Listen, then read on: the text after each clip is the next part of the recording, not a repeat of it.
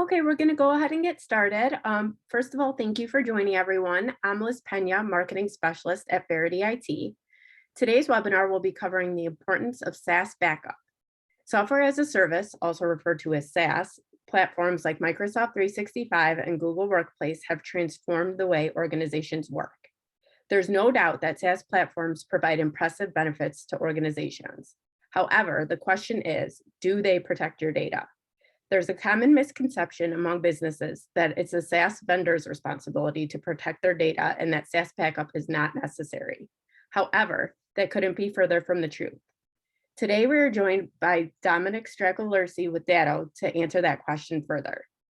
Dom has worked with Datto helping MSPs and their end clients for the last 9 years. He's a senior product specialist who helps manage their Microsoft 365 and Google Workplace backup and security products. Thanks for joining us, Dom. Thank you so much. I appreciate the introduction there, and I really appreciate being on the call today and getting to continue, the conversation here about data protection, especially as it pertains to the cloud. So thanks for having me. With that, just kind of want to jump into things. And again, for our audience, I want to make sure that I'm introducing us, meaning the company that I'm with as Datto, but that, we're very happy to be in front of the Verity audience here, and in terms of just making sure that there's a harmonization of the content here. We always kind of just start by making sure that we're kind of citing that, hey, listen, the conversation that you're going to hear today, this is something from Datto as a vendor. This is our perspective in the space. This is something that we've learned, and we get to work with Microsoft, but it never should be seen as anything combative or competitive with Microsoft. If anything, we're trying to find a way to make this whole world and ecosystem work a little bit better. So before I start my presentation, I always kind of like to layer that piece in, because it helps to understand where the conversation's coming from, right? Point of reference or perspective is always key in understanding the information that you're given. And again, I just kind of like to always cite that, or kind of lay that groundwork before we jump right into the conversation. So I think we can all sort of agree, or probably what's all gotten us to this conversation, right, or this webinar is some connection to this piece, meaning that the cloud is becoming more and more of a standard, and that Microsoft and M365 as its product is pushing us more there. It's becoming more of a standard in the business space to get rid of those on-prem email servers or file servers and move yourself to the cloud. Now, we'll talk about the benefits and the different pieces as to why we make this migration throughout the conversation, but one of the very first things that I like to start with is remember that this whole migration, there's ease of use, there's access to data, there's an access to your environment on the go that's really enticing, and that's the 365 part of the Microsoft piece. We want to keep that in frame of reference when we start talking about the different pieces that layer into this solution. So again, it's a really valuable tool. It's allowing us the accessibility and the scalability that a business would want from a solution that is your core business suite and email component. But now we've really got to think about, if we start using that solution, if it becomes our standard, how do we continue to support and make sure that that data is protected that's in that solution? Moves me to the next part of the conversation, where I really, again, you'll find a common theme through each slide that I really like to clarify the statistics and data that you guys are getting. But that's because there's so many times that I've seen these presentations where a slide like this pops up, and it's almost like a shortcut to the conversation, and just say, oh, data's at risk, this data is really risky, et cetera, et cetera. I want to make sure that we're landing it differently here. Where I say that SaaS data is at risk, what I'm asking the audience here to start thinking about, or to start layering in your head as part of the discussion, is that all data is at risk. It's just what type of risk is present to that data that we want to discuss. So I'm not sitting here saying SaaS data is at risk comparative to your on-premise data, or comparative to some other data that you might have as well. I'm saying SaaS data is also at risk, right? And the way that this data is at risk might be different than the way on-premise data is at risk. And I always say, a file server, a PC, a flash drive, the cloud, they're all going to have different pieces to what the data owner needs to focus on in terms of the risk, right? A flash drive's a flimsy piece of plastic that could easily get stepped on or corrupted. So you got to think about what's on there. File server, we've been doing those for years, but we know all the present risk and natural disaster that can happen with on-premise infrastructure. With the cloud, we've got to think about what risks can be present there and what different things can pop up, and we'll talk about that here today. The next piece of this is really the idea that, if someone sits in front of you and says, hey, SaaS data is at risk and we want to talk about it, we want to start talking about some of the statistics or where that thought drives from. And I always say, like, if we're building pillars in this discussion or kind of trying to, make our point or make our case along the conversation as to why this service becomes valuable to you as a business, I think one of the next pieces really is putting some statistics around the fact that data does get lost. We're talking originally about data being at risk. I think it's worth knowing that, 1 in 3 businesses already report that they lose data in these SaaS or in these cloud applications. SaaS data loss is already present. 33% of businesses say they're experiencing it. Now, I think it's an important statistic to, again, put, frame of reference around, because this doesn't say 1 in 3 businesses are losing Microsoft 365 data. It specifically says cloud data.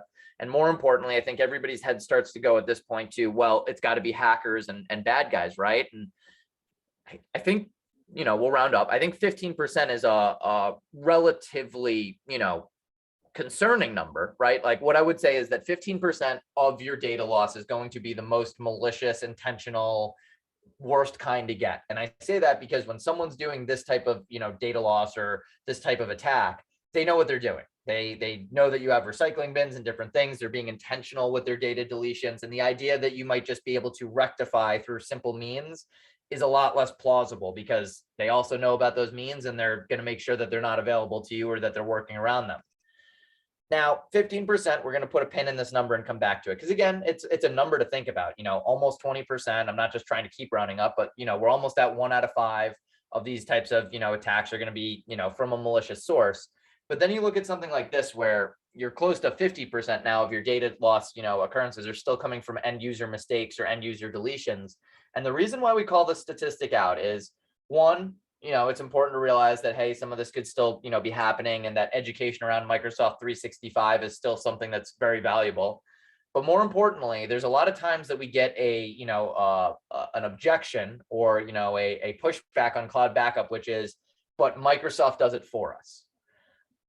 This statistic speaks, there's a little bit of correlated effect here, but speaks a lot to that, meaning there definitely are recycling bins, administrative recycling bins, version history for native Microsoft documents.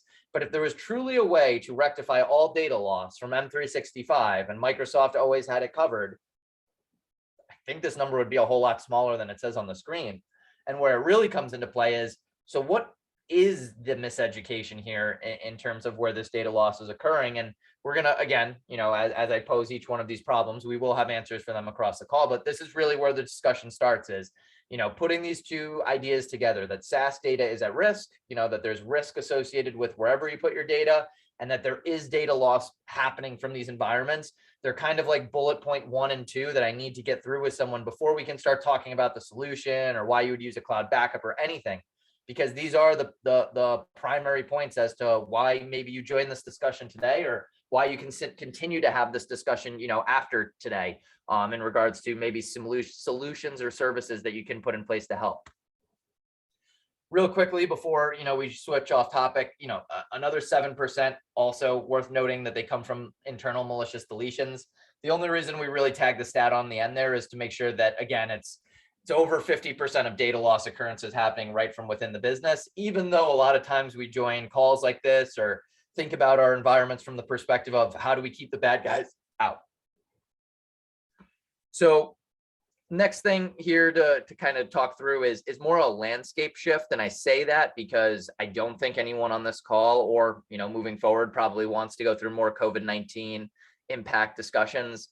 And I say that not because of the technology side, but I'm sure we're well worn out on the topic. But I guess where I really still want to pull this in is COVID-19 was a big timeline event for Microsoft and for us because of this Teams adoption that you're seeing on the screen. I will say, and again, I think, earlier it was mentioned that I've worked at Datto for 9 years. I've worked on this product line for 5. And I will tell you, about 5 years ago, when I did these conversations and I worked with, end businesses and had these discussions, one of the most common objections that was a real objection that I'm the first to concede it was, hey, we don't use that much of M365. We only use email today. And again, 5 years ago, that was very commonplace for what people were using M365 for. It was called, Office 365. It was a different product, and most people were thinking about migrating their email servers off of their on-prem equipment. So a lot of times you heard a business was just using M365 or Office 365 for email. Now, if I went to that business and they said, hey, listen, those emails aren't that important to us, we just don't care about them. If we lost them, we lost them. That's a really hard sell in terms of like why someone would need backup, because I'm admitting to everyone in front of this audience, your backup is as valuable as your data. So if you're sitting there and you're like, this data is not important to me, the backup of that data obviously gets a diminished effect. Where this all comes back to what's on the screen in front of you is 5 years ago, I was willing to concede it. I said, yeah, maybe email wasn't important to you, or maybe you're not in a compliance industry. Now I won't, right? I look at this, I see Microsoft Teams passes 44 million active users. I know from having discussions like this all day long that businesses are using OneDrive, SharePoint, and Teams more and more. I always pull my wife into these discussions at this point. She works in HR for a company, also leverages SharePoint, Teams, and OneDrive. And the reason I do that is the sensitive data that we used to say, that's on a server over there. It's now in our cloud. And in our cloud, we've got to start thinking about how we protected that on premise. So I don't want to, again, get ahead of the presentation, but I bring this up because they're landscape shifts to us. They are times where the way a product was used, or maybe the mindset around a product changed. And now I see businesses putting a lot more sensitive data into these office, environments. They are using them a lot more for daily business functions. And now they need to start considering them as so. And that's really where this backup conversation, really fuels from. I said we would talk about ransomware again, and I definitely want to fulfill that promise. One of the reasons that I say that with the tone that I do is we're never going to stop talking about it. One, vendors, right, in the space fighting against it, but more importantly, I mean the space in general. There's no magic line in the sand that we jump over that they can't. There's no, we move to the cloud and now they can't get us. It's just not how it works, right? Once technology is out there, it's understood, people get to work with it a long time, and the holes and vulnerabilities or weak spots in the armor, those kind of become exposed over time. And there's a whole conversation here to have, right? Like about security and how we protect ourselves on the front end of these, solutions too. And we'll save that for another time. But I guess what I'm saying is, in short point, like we're always going to be dealing with ransomware the same way that I always, make the analogy to identity theft, right? You can do everything you can, two-factor, changing passwords, etc. But, there's always a chance out there that it could happen, right? And we need to have contingency plans and how we handle that, and how we reach out to our credit card companies, etc. I'm trying to make the analogy short, but you want to have that same contingency plan in this conversation. I don't want anyone to walk away thinking that Dado said, hey, you're going to get ransomware next year, but maybe someone on this call does. And that person doesn't want to be thinking about how they deal with ransomware in the cloud while they have ransomware in the cloud. It's almost, again, just flying with analogies at this point, but it's almost like if, you don't want to figure out, your first doctor that you're going to visit and get all that, information filled out and, welcome to a doctor and everything when you're sick. That seems really annoying. A lot of paperwork, a lot of, going through this process. It only gets harder when you're also dealing with a sickness, right? And to make that analogy back into the tech space, you just don't want to have to go through this whole contingency plan real time while dealing with the actual issue. And I see a lot of businesses, the first time that they're ever considering ransomware protection or how to deal with ransomware is while they're going through the event. It just makes it double stressful. And again, it's just a little bit of a perspective that we gain from here. And I don't want to sound like I'm on a soapbox, but consider the fact that this is going to continue to grow. And over time, there's a chance that, maybe your business is the one that 1 year, that one time. You just want to have a plan. So you don't need to harp on it, but it's the only piece that I will say with ransomware is we always do our best. There's always going to be a percentage of vulnerability open. All right, so the shared responsibility model. I really pause at this point, and I'm sure at this point now you guys are like, you pause on every slide and give us a little bit of backdrop, but this is really the one where if I was to turn everybody's brains on for 5 seconds and say, listen, I know there's businesses to be run. I know that while you watch these webinars, there's other screens going. This is the one that makes it all make sense. So if I get 5 minutes of everyone's brain today and only that, this is the 5 minutes that I'd ask for. The shared responsibility is the why, right? Microsoft and Google do a great job of getting us to the cloud. And when we are going to the cloud, you remember a few slides back, I was talking about this, we are thinking of the things that are under the left-hand side of the screen. I say that with certainty because I've watched the conversation take place, meaning when someone's, going from an on-premise email server or file server, I like without a shadow of doubt in my mind, I know the first conversation is not ring, ring. I need to talk to my IT provider because I need to migrate off of on-premise, infrastructure because of backup. And I make that joke because later backup becomes this whole, I thought Microsoft did it for me, and we get all offended, but it was never part of this discussion initially, right? We know that there's, different things that they do for us. We know that there's, the ability to bypass, managing hardware failures, software failure, natural disaster, because now they're taking that infrastructure and managing it for us. They now have the data centers. They replicate across data centers to, different server farms if something happens. They're focused on uptime. It's great because we don't need to worry about what happens when the server goes offline at 1 a.m. or our building flooded. What about the infrastructure? These things go away. There's a ton of value to having them go away. But then we're almost like bothered by the nuisance of having to ever have another discussion in the sense of backup. I thought they did that. And I thought security was them too. And it's like, they do a lot, but we have to remember there's something about this that's our responsibility, right? That's where the shared piece comes from. And I think if we all stepped back and put our logic hats on for a second, we would agree that there's just not everything that Microsoft can do across every customer and fulfill it. So we need to take up some ownership. And that's really where you see the human error, programmatic error, malicious insiders, this piece pop up. It's because ultimately they give us a lot of things within their product, but they don't give us everything. Now, I want to pause and even, re-clarify that statement, because again, to keep the analogies going, I think that it's very similar to anyone that has a phone right now. And if someone came to you and was talking to you about your iPhone, right, we'll use that as the example, and said that they deleted a couple pictures off your iPhone, you're certainly not going to go and do a full recovery and restore of your phone from the last time you took a backup. It's silly, right? Like, there's a recycling bin. You could just go get them out of the recycling bin. They'll be right back into the photo library. Why would you go through all that hassle just to do something like that? Same premise exists for M365.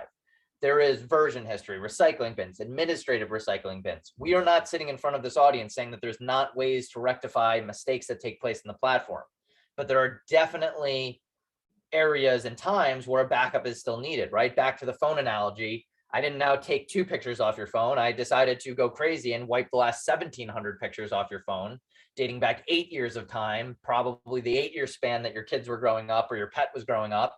Now you're devastated. I have to go back and individually go through all these files and try to bring this all back. No, you're going to go to the backup area of your phone and recover to the last state. You might lose 3 pictures along the way, but it's way better than the 1,700. And that's the recovery process.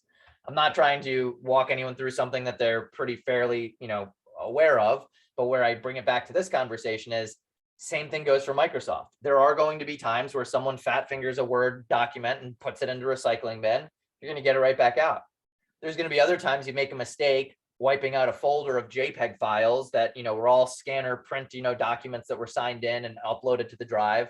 You deleted them, and 2 weeks later or 3 weeks later, you realize that you need certain pieces of it back. Those pieces aren't recoverable.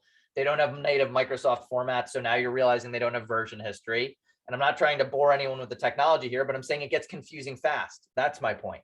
And that might be the time that you do just want to hit, the email send to your IT provider and say, hey, listen, I'm looking for these emails or these files back. I just need them recovered to a folder because I don't know what happened, but they're not here today. And again, that's just one example. We're not even going through ransomware.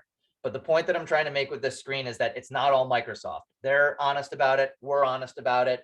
Pretty much everybody in between is. We just need to think about those pieces that still are the pieces that are our responsibility. We had no problem putting that little, box next to the big server when we could see it in practice. The little Datto Cirrus box next to the hypervisor server, it made sense. One's independent from the other. We can see it. Now that it's in the sky, right? And I say that with the air quotes in my hands, but it's up in the cloud and it's figurative. Don't lose sight of those decisions that you made. They were good business decisions and we want to continue to do them. This is your data. It's still important to you. So that is the most soapbox preach lecture you're going to get out of me in this conversation. I really believe in that shared responsibility model. I see a lot of people miss it on a daily basis. But from there, it's just more helping you guys understand the examples, right? I think that's the only time I'm really going to try to make that compelling, passionate plea. From here, it's just all going to be different ways that I can prove to you that that's the case. And I want to go through a couple of these without them being like legal, reviews. This isn't me poking at Microsoft terms and conditions or anything like that. These are actually 2 areas that Microsoft teaches us that then we go out and teach end clients and partners about because it just helps everything make a whole lot more sense. Now, what you see in front of you is one of the pieces of the Microsoft service level agreement. And we've, blown up and made it bold on the bottom, the call for, regular backup of your content using third-party apps and services. The shortcut in this is me just saying, look, Microsoft says, third party, I'm a third party, but I want to do something, a little bit more in the sense of we've been talking about that server, right? And that box that sat next to the server, and really where Microsoft's logic is coming from this. I want to explain it because when we had that server and we had the box, like we talked about before, we had no problem.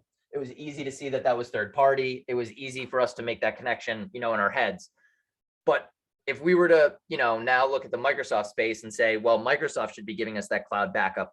To go back to our analogy, it's very similar to if I took that server now and just copied the C drive over to the D drive. Meaning, yeah, it might be a copy of our data, but just putting it in the same environment doesn't do us a whole lot of good. If that server now melts down, or like I said, the flood happens and it fries or anything like that, we now know that we lost 2 copies of data from the same place. Microsoft is saying the same thing. We've now given you version history, recycling bins, all the things that we've been honest in this call and admitted that are existing in that platform. Why would we go and give you a second copy of all of that data in the exact same place? Now something's happening to the Microsoft cloud. We're down, we're out, something's going on. Businesses are, worried and trying to get their data, and they've got to go to the Microsoft cloud. You're getting in line for the same product, for the same thing in 2 spots. So that's why Microsoft doesn't do this. It's not some piece that they can't, or that there's some plausible, reason why a multi-billion-dollar company like Microsoft wouldn't plug a hole like this if they felt they should or needed to. It's actually the opposite. They want to continue to leave that to the third-party apps and services so that you continue to get that independent copy of your data in case something would ever happen. Moving along, another use case here, and I will be very honest and say that this is going to reside more for people that are in compliance-based scenarios. I say that because the compliance could be regulatory, right? It could be something from the government or from a state, local municipality or something.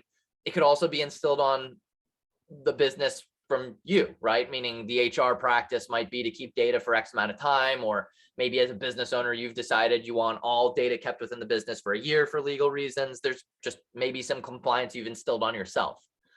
Well, this one's really important to call out because a lot of times I hear I thought I could get it back through Microsoft piece. And I think that there's a lot of times that answer is true, first off. And second, I think there's a lot of times that there's not.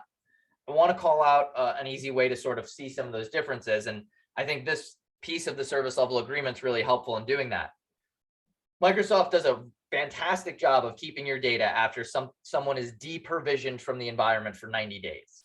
And what I mean by deprovisioning, I mean once someone's gone from the environment, you remove them from Microsoft, they're going to hold on to that data for 90 days. They do that through a couple of different means. So I don't want to, make it sound like it's one spot for 90 days, but 30 days in the regular recycling bin, 60 in the admin recycling bin. There's a bunch of different areas that they kind of make up for these 90 days. But anyway, to give the example through, so John Smith works at my business and he's leaving today and I shut him off. Microsoft allows me the ability to have 90 days of time where I can say, oh my gosh, I forgot that I left this file with John Smith. And anywhere in those 90 days, if I do that, I can say I can still get it back from Microsoft. I can turn on John Smith's account, turn it back on, go back in there and get the data because I know it won't have been, removed or gotten rid of within that period of time. And I bring this up because I honestly think that is an incredibly long time to have your data in the environment. And I think that most of your mistakes will be rectified within those 90 days. So where does that go from here for our conversation? And I actually think, again, like what happens sometimes is we look at a use case, we're like, yep, that one works for us. And then we close the door on the conversation. What happens on this one is, while I think you're covered in the scenario I just gave you, I want to run the same scenario through, slightly different, and see how we're not covered. Now, John Smith leaves the business. No mistakes are made. I do a fantastic job of deprovisioning this data. I move them to a shared mailbox. We clean it all out. We get it to the right resources. House, the important files with the next, employees taking over. His manager has access. We've done our job. 90 days come through. 90 days, Microsoft looks at us, says, you need this anymore? Nope, we're good. We've done everything. We've moved data over to this person. We've made sure we've recovered a file or two from here that we need to keep working on. We don't need any of that data. All right, we're going to delete it. Microsoft removes that data. It's now wiped off the face of the earth at the 90-day point. Again, being a little dramatic, but the reason that I'm doing this is what happens on day 91, 92, 93, 94, et cetera. That really lines up with your compliance plan, right? Maybe we didn't have a mistake made. Maybe we only needed one or two of John Smith's files and we grabbed them. But what if the government or the federal, compliance, form that we need to complete needs a piece of data 3.5 years from now? This is where Microsoft's like adamancy of you need a cloud back. Like this is hopefully now you're starting to see where it comes in from is like Microsoft has thought about you from a product experience standpoint. How long can we keep this data to make sure that we're giving them the best experience if someone makes a mistake? Your experience, again, I really truly believe this without overselling it, is world-class. 90 days is an incredibly long time. But if you're not thinking about all of the responsibilities that come with managing your data, you might just look at the Microsoft side and say, yeah, that looks good, thumbs up for me, and not think about the part where your responsibility kicks in or the responsibility that you probably already committed to, through that compliance to someone else and where that ties to your Microsoft plan. So again, this isn't a big scare play. There might be a lot of people in this audience that don't have a mandatory compliance and it just might align with what they want as best practice. But this is another place where I think it's important to understand the different use cases and how they can kind of line up to the different businesses or business practices. So as you can tell through this presentation, we've done very little of what Datto's product is or how, what we do and how we do it. And there's a reason for that. That's not what we came to this presentation to do. This isn't a sales play for the Datto product. The reason why we put this up on the screen is there is a solution, right? There are solutions out here that can solve and help for a lot of the things that we talked about today. And you can continue that discussion with Verity afterwards. It's just, again, for me, I don't like being in front of an audience just presenting problems with presenting solutions. So just again, if this is something that you're starting to feel, overwhelmed on, or even just slightly curious on, right? Hey, what about us? Are we protected in this? Do we need to look into this further? We've got a solution behind the scenes that you can look at, touch, feel, try out a little bit, but just a quick plug here that we do have more than just the problem for you. Now, this is always a key slide for me because honestly, again, I don't want to oversell it, but I do want to start by complimenting anyone that's on this call today. You see already kind of the Goldilocks slide that we have in front of you with do nothing, do something, do everything.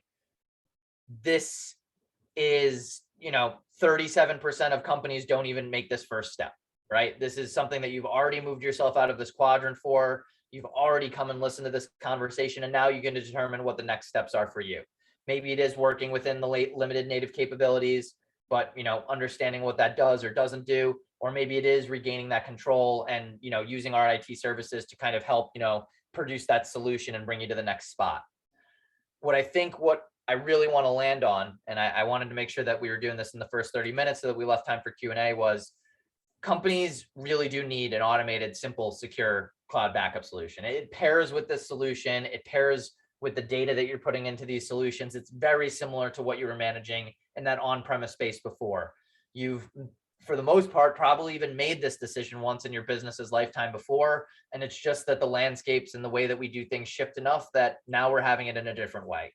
So I hope that nothing was oversold and I hope that nothing sounded overly passionate, but this is a space that we exist in all day. We see, the mistakes that can happen, and we just want to help raise some of the awarenesses to some of the ways that it can be rectified or, solved. So thank you again for having me. I'm obviously going to stay part of the next, Q&A, here in case anyone has questions, but I just want to kind of wrap up here and say thank you for everyone taking the time to listen to the conversation today. Thanks so much, Dom. And we did have 2 questions come in the Q&A box, I think, when we were on that shared responsibility model.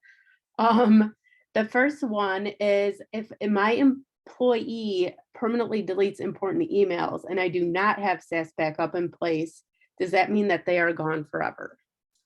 Yeah, it's a good question. And I know we've gone through some of it, in terms of that recycling bin capability and where sort of things sit. But the answer in short is it depends. If you're able to catch it fast, you're going to be able to go through some of those normal, means within the product. And that's a good thing, right? We don't want you to have to jump through backup hoops if you don't need them.